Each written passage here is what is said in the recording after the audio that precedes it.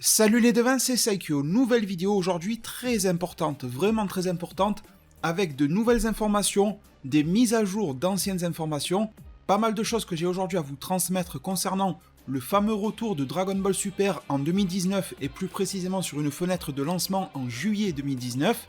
Je vais vous demander une chose à vous qui m'écoutez et je le demande quasi jamais, non ce n'est pas le pouce bleu, ça vous faites comme vous voulez si la vidéo vous plaît, c'est tout simplement d'écouter ce que j'ai à dire du début à la fin de cette vidéo-là. En contrepartie, ce que je vais faire moi, c'est faire en sorte que cette vidéo-là soit la plus concise, la plus synthétique possible pour qu'elle soit le moins longue possible pour vous, pour rester jusqu'à la fin. Voilà, c'est du donnant-donnant, on va dire, entre vous et moi, parce qu'en fait, tout ce que j'ai à vous dire aujourd'hui est très important pour mieux comprendre la situation vis-à-vis du retour de cet animé Dragon Ball Super. Alors très rapidement en deux mots, qu'est-ce qui s'est passé si jamais vous avez raté tout ça? Mais bon, ça fait tellement de bruit sur internet, sur ma chaîne YouTube, sur la chaîne YouTube des autres, sur les sites, que je pense que vous êtes tous au courant qu'il y a quelques jours à peine, deux personnes dénommées Geekdom 101, youtubeur américain qui a pas mal de contacts chez la Toei Animation, etc., aux États-Unis, et Yonkou Prod qui lui a pas mal d'informations de type insider, on va dire, des leaks de l'officieux, etc., se sont tous les deux entendus par le biais de tweets et de vidéos respectives pour annoncer le retour de Dragon Ball Super l'animé pour le mois de juillet 2019, en précisant que la date du 7 juillet 2019 serait même pas mal en fait pour amorcer ce retour-là, avec pas mal d'autres informations que je vous ai présentées dans une autre vidéo, je vous la mets en description si vous avez besoin de rattraper un certain retard d'information là-dessus. Hier soir d'ailleurs, si vous étiez présent sur mon live, vous êtes déjà informé de ce qui se passe. La Toei Animation est intervenue là-dedans, elle y a mis son nez, ou plus particulièrement on a été chercher la Toei Animation parce que le site newsweek.com, qui est un site anglophone d'information, animé, film, manga, tout ce type de culture-là audiovisuelle en gros, a été posé la question directement à la Toei Animation. Est-ce que, comme le dit Geekdom 101, vous préparez des épisodes, est-ce que vous allez revenir, est-ce que l'animé va se relancer et tout ça? Et Newsweek nous dit qu'alors, lors d'un contact privé avec la Toei Animation, avec très précisément monsieur David Siat de chez la Toei Animation aux États-Unis, eh bien ce monsieur de la Toei a démenti les rumeurs. En gros, d'après ce gars-là, d'après ce David Siat, toutes les infos de Geekdom, toutes les infos que moi-même j'aurais obtenues par mes propres sources, seraient fausses. Ce monsieur a également dit à Newsweek qu'il n'y a pas de nouveaux épisodes de Dragon Ball Super qui sont en production en ce moment même. Et d'ailleurs, vous qui m'écoutez, si vous avez bonne mémoire, vous vous rappelez que très récemment, il y a un mois en arrière je crois, à la NATPE aux États-Unis, c'était un rassemblement de professionnels pour s'acheter et vendre des séries pour les différentes chaînes de télé américaines. La Toei Animation était présente et un site avait fait fuiter l'information que Toei Animation était venu sur ce stand-là pour rencontrer des professionnels et des chaînes de télé américaines en leur disant « On a une série Dragon Ball Super pour 2019 à vous vendre, est-ce que vous en voulez ?» Et la Toei Animation était passée par le site, non pas Newsweek, mais le site Anime News Network pour faire également un autre démenti. C'est une situation absolument similaire et c'est également, vous l'aurez compris, si vous avez un minimum d'esprit critique, une situation ridicule. Car désormais, et Geekdom a refait une vidéo hier soir pour vous confirmer que ses sources étaient bonnes et vérifiables et qu'il était serein sur le fait que l'anime DBS était en production. Moi-même les devins, j'ai par mes propres sources qui ne dépendent ni de Geekdom ni de qui que ce soit, c'est de la source en direct, je vous confirme que l'anime Dragon Ball Super est en production également. Donc au final, démenti ou pas de la Toei, ça c'est du détail et c'est même normal. La Toei Animation veut la primauté, veut la priorité, veut l'exclusivité sur ses annonces et je les comprends bien, ce sont eux les ayants droit. Donc bien évidemment, ça arrive de temps en temps dans l'industrie du film et du cinéma, de la série, de tout ce que vous voulez, que les ayants droit démentent certaines informations pour pouvoir faire le buzz au moment même clé où ils ont décidé de l'annoncer par eux-mêmes. Ce dont on doit discuter par la suite, ce sont alors des détails. Au niveau de la nouvelle vidéo de Geekdom 101, je pense que certains d'entre vous ont le regard rivé vers la chaîne YouTube de Geekdom, il a publié une autre vidéo hier. Sincèrement, mis à part ce que je viens de vous dire là, le fait qu'il est confiant et serein sur ses infos, il n'y a rien de bien nouveau, mis à part le fait qu'il nous révèle, et ça sincèrement je ne sais pas, il faudra lui faire confiance ou pas, qu'une connaissance proche à lui, dont il a pu vérifier de ses propres yeux la véracité, a pu contacter par email Monsieur Sumitomo, qui est le compositeur musical de la série animée Dragon Ball Super et du film Dragon Ball Super Broly. Et lors de cet échange de mails, eh bien le compositeur de DBS aurait affirmé qu'il est impatient de travailler sur la nouvelle série Dragon Ball Super. Ce sont de vieux échanges de mails d'avant décembre 2018, je préfère vous le préciser. Donc il est impatient de bosser dessus et qu'une annonce officielle sera faite alors à ce sujet très bientôt et qu'il sera également alors annoncé comme étant compositeur et tout ça sur la série animée. C'est ce que nous disait Geekdom hier. Mis à part ça, rien de nouveau. Il a voulu affirmer sa crédibilité dans le milieu depuis 4 ans, etc. Bon voilà, on n'a pas besoin d'argumenter plus là-dessus. Une autre chose, les devins, dont j'aimerais vous faire part et que j'ai trouvé sur le compte Twitter de AnimeJ et qui a été retweeté par Geekdom101. Peut-être que tout ça est un petit peu flou pour vous, donc Geekdom c'est celui qui a balancé des informations partout sur internet, et AnimeJ est quelqu'un d'extrêmement proche, qui ne travaille pas du tout sur DBS ou quoi, c'est quelqu'un comme vous et moi, mais très actif dans la communauté DB, et qui est très proche de Geekdom, et qui a permis à Geekdom d'obtenir certaines informations sur ce retour de DB. Et dans ce tweet, AnimeJ nous dit « Pour ceux qui seraient sceptiques à propos de toute cette affaire de Dragon Ball Super qui revient en juillet, du fait que Shintani serait dessus, eh bien je vous dis que nous avons eu cette information-là, ces informations-là, directement par le staff au sein de la Toei elle-même. Ensuite, il nous dit que tout le débat autour de l'annonce au mois d'avril vient d'une source européenne, un employé, et qui était certainement un petit peu confus entre date d'annonce, date de sortie des épisodes, etc. Donc, qu'est-ce qu'il faut comprendre de ça en 2 mots, les devins? Rappelez-vous, si vous avez vu ma vidéo sur le sujet, je vous avais expliqué toute la situation avec beaucoup de détails. Je vous disais que moi-même, par ma propre source, j'avais su que Dragon Ball Super reviendrait en animé en juillet, et que c'était quelque chose de vraiment gravé dans le marbre, en tout cas en tant que stratégie de la part de la Toei Animation. En gardant bien évidemment les pincettes qu'il faut sur le fait qu'une stratégie peut changer. C'est-à-dire que ça, je ne reviendrai jamais dessus cette info-là, l'animé Dragon Ball Super existe. Vous pouvez vous le mettre dans votre tête, il existe, mais la Toei peut toujours se dire, au lieu de le sortir le 7 juillet, on le sort le 14. Au lieu de le sortir en juillet, on le sort à la saison d'automne. C'est des petits remaniements, des petits détails qui existent. Voilà, c'est ça que je veux vous dire.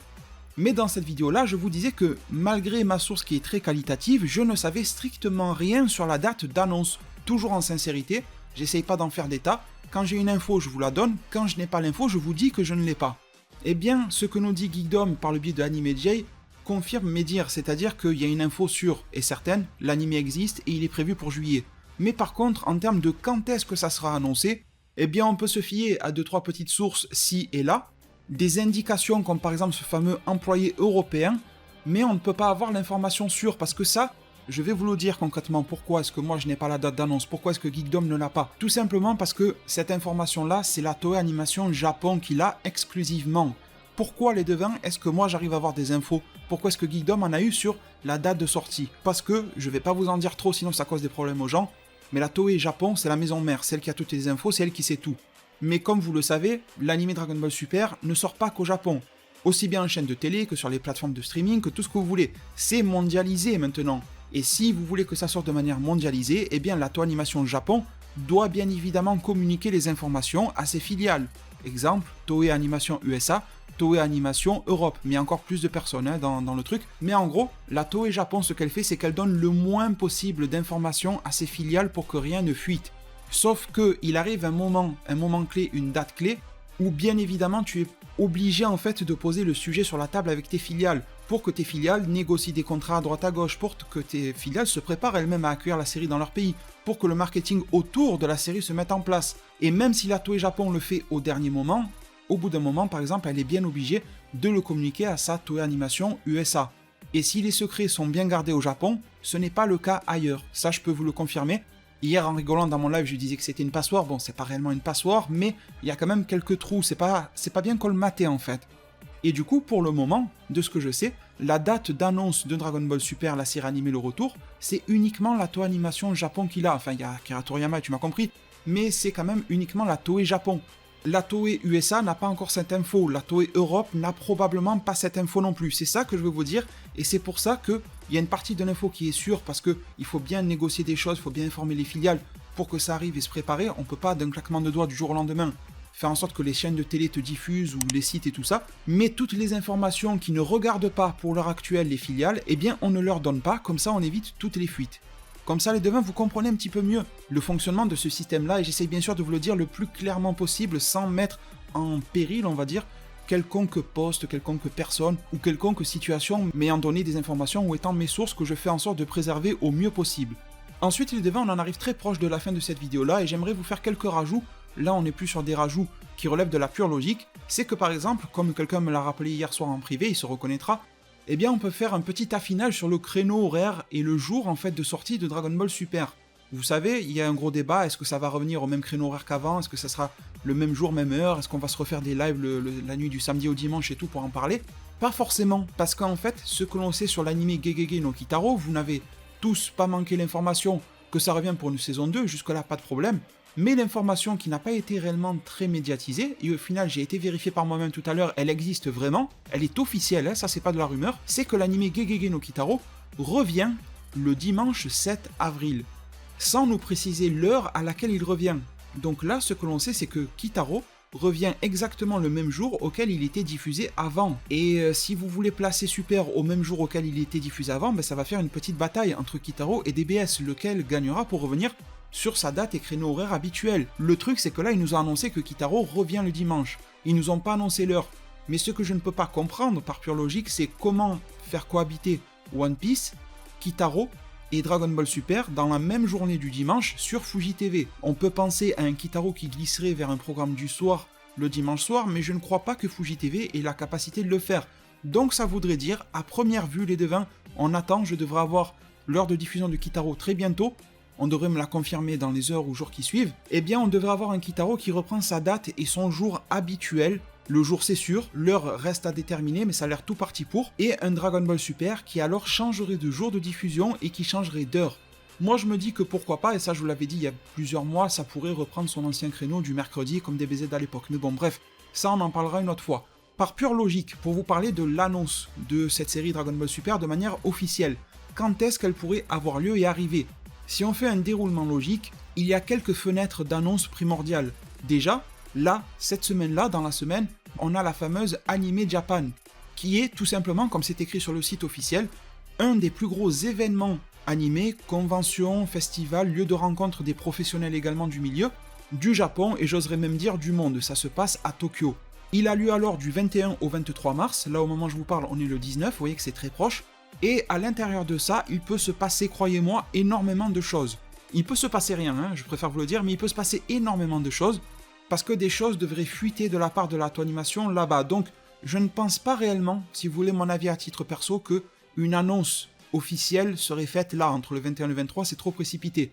Mais vous connaissez comment fonctionne le monde et comment fonctionne Internet, des fuites d'informations, des leaks sérieux d'informations peuvent avoir lieu vis-à-vis du 21 au 23. Je vais vous donner un exemple, il y a quelques jours en arrière j'avais fait une vidéo sur le fait qu'il y a eu une autre convention au Japon, le Festival du Travail, Masako Nozawa, comédienne de doublage de Goku, y était, et elle a lâché le morceau que Toriyama était en train de dessiner un nouveau projet, et que Masako Nozawa se languissait de travailler dessus. Donc vous voyez, ce genre de choses risquent et vont très sûrement arriver entre le 21 et le 23, même des choses encore plus croustillantes que cela. Ça c'est la première fenêtre pour laquelle on pourra avoir de gros ajustements, voire une annonce, mais surtout de gros ajustements sur la situation. La deuxième fenêtre que l'on a, c'est la période fin avril, avec, vous le savez déjà, l'anniversaire de l'anime DBZ avec un Z, le fameux 30 ans de DBZ, qui corrobore également avec la date d'anniversaire de l'annonce des 4 ans de Dragon Ball Super. Il y a 4 ans en arrière, Dragon Ball Super venait d'être annoncé en avril. Probablement qu'il pourra annoncer le nouveau DBS 4 ans après l'annonce du premier DBS. L'autre période que Geekdom 101 a évoqué hier dans sa vidéo, il a bien fait d'en parler, même si j'y crois moyen, mais bon, pourquoi pas, ça serait le fameux jour de Goku, le Goku Day qui est célébré au Japon, qui est en fait le 9 mai. Donc ça serait un tout petit peu plus tard que fin avril, mais le 9 mai, nous avons le jour de Goku au Japon, qui pourrait être un jour assez drôle en tout cas, pour annoncer cela. Donc pour apporter une très bonne conclusion à cette vidéo-là, déjà j'aimerais énormément remercier toutes les personnes qui sont restées du début à la fin. Un gros merci, un gros GG à vous, vous êtes vraiment au top, vraiment, ça me fait super plaisir. N'hésitez pas, comme d'hab, à me laisser un petit commentaire pour me dire que vous étiez resté jusqu'à la fin, ça fait vraiment toujours super plaisir. Moi je fais au mieux pour vous laisser un petit cœur à côté quand vous le faites. Le mot de la fin de cette vidéo-là, ça serait aussi que même si j'ai pas d'informations, je n'ai aucune information à ce sujet-là, en toute logique, on peut se poser la question de l'influence et des conséquences de toutes ces annonces. On en discutait hier avec Susucre et Marco dans mon live, quand des mecs ayant tellement d'influence comme Geekdom, Yonkou Prod répandent mondialement l'info, qu'ensuite elle est reprise partout par Newsweek, elle est reprise par DBS France, elle est reprise par les chaînes YouTube partout, par tous les sites mondiaux, des sites qui ne sont même pas spécialisés en animé et en manga ont repris cette info-là. Il y a forcément une réaction positive ou négative à attendre en fait de la part des ayants droit et donc de la Toonimation, ça m'a l'air absolument logique. Surtout que, je tiens à vous rappeler une chose, c'est que ma source de confiance, celle avec qui j'ai pu vous apporter pas mal d'informations très croustillantes sur le film Dragon Ball Super Broly, comme la présence de Gogeta, eh bien ne m'avait toujours pas donné le feu vert pour parler de cet animé avec précision. Cette personne-là m'avait dit de ne rien dire concernant le mois de juillet. Donc je me rends compte, avec un peu de recul sur la situation, que Geekdom et Yonkou Prod ont lâché une bombe avant même d'avoir le feu vert pour le faire. Parce que moi je connais très bien quelle est la situation et la position de ma source, celle qui me donne pas mal d'informations, Et si cette personne-là me dit de ne rien dire, c'est que vraiment ça chauffe si tu le dis. Sauf que Geekdom et Yonkou l'ont dit.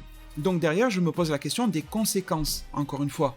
Dans tous les cas, c'est sûr et certain que la Toei doit être vraiment vénère de cette situation-là. Pour moi, ça ne fait nul doute. Mais ça peut donner lieu pour nous, dans les faits, à des conséquences positives.